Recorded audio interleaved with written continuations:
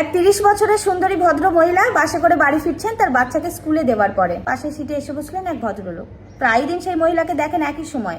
তাই আজ জিজ্ঞাসা করেই ফেললেন, ম্যাডাম আপনি কোন অফিসে কাজ করেন? আপনি ওয়ার্কিং নাকি হাউস ওয়াইফ? ম্যাডাম বললেন, হ্যাঁ অবশ্যই আমি ওয়ার্কিং, 24/7 কাজ করি। ভদ্রলোক উৎসাহের সাথে জিজ্ঞাসা করলেন, সেটা আবার কোন অফিস?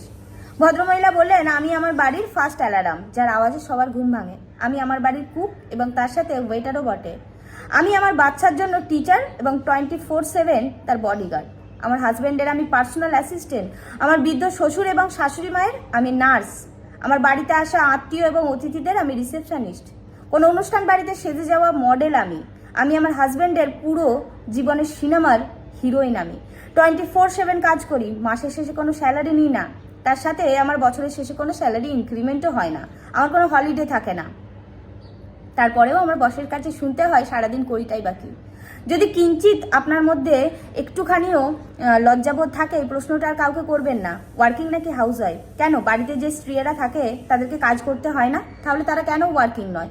যারা বাড়ির সাথে বাইরের কাজও করে তারা তো মানুষ নয়, তারা দেবতা তুল্য, তাদের তো পুজো করা উচিত। কিন্তু যারা বাড়িতেও থাকে তারাও কাজ করে।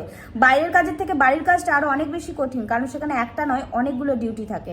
তাই ওয়ার্কিং ওমেন এবং হাউস ওয়াইফ এই দুটোকে আলাদা করবেন না। দয়া করে হাউস ওয়াইফদেরকেও ওয়ার্কিং বলবেন।